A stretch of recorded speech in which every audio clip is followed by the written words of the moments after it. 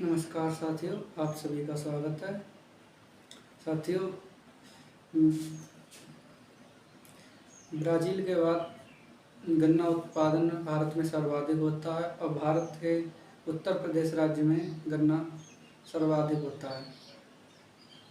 आज हम बात करेंगे गन्ने में लगने वाले एक प्रमुख कीट अर्ली सूट बोरर के बारे में, इसके द्वारा किए जाने वाले नुकसान, बचाव कैसे करते हैं। तो शुरू करते हैं। साथियों, अर्ली सूट बोरर, जिसे हम अंकुर भेदक के नाम से भी जानते हैं, इसका प्रौढ़ कीट गन्ने की निचली पत्तियों पे अपने अंडे देता है और वो अंडे 400 की संख्या में लगभग होते हैं।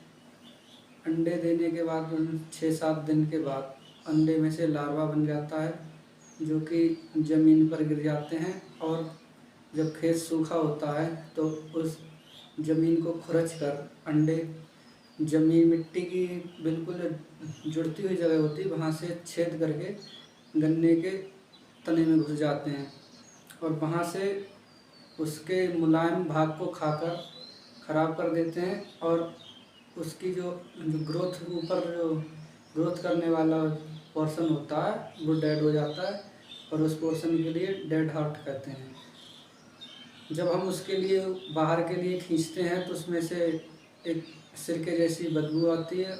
ये अंकुर भेदक की पहचान होती है। और रूट बोरर और सूट बोरर के बेसिक डिफरेंस यही होता है कि रूट बोरर में जब हम डेड हार्ट को खींचते हैं तो वो आसानी से नहीं खिंचता है और सूट बोरर में आसानी से खिंचाता है। उसमें रूट बोरर में कोई दुर्गंध नहीं आती है और इसमें दुर्गंध आती है सिरके जैसी, और कोई डिफरेंस नहीं है दोनों में।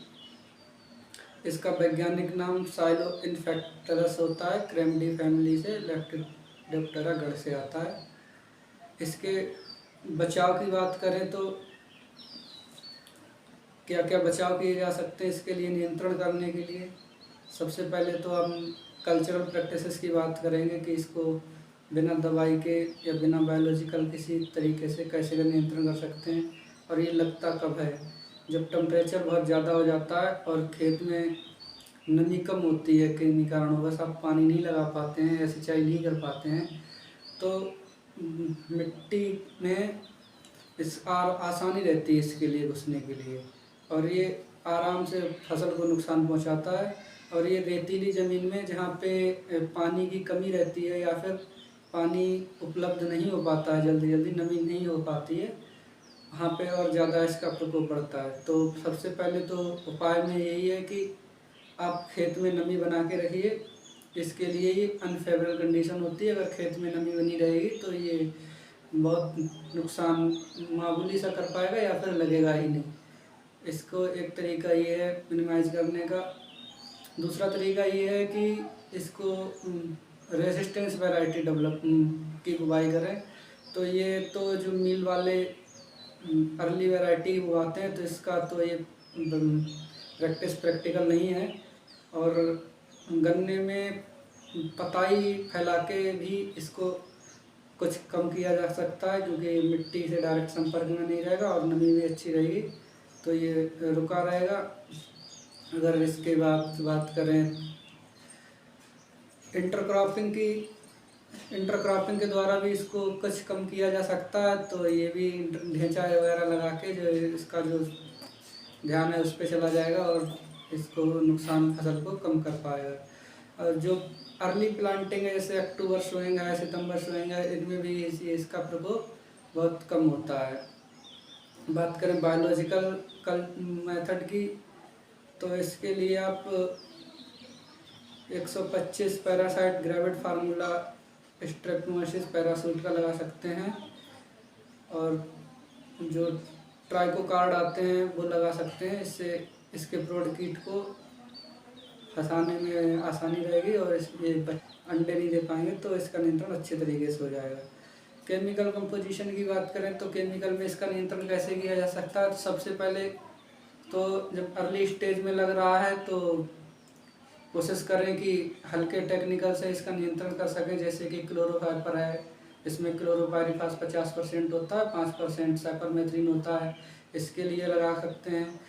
क्लोरोसाइपर भयंकर प्रकोप है तो इसके लिए क्लोरोसाइपर के साथ इमामेक्टिन बेंजोएट 5% लगा सकते हैं 100 ग्राम प्रति एकड़ के 200 लीटर पानी के हिसाब से, ये आसानी से नियंत्रण हो जाएगा।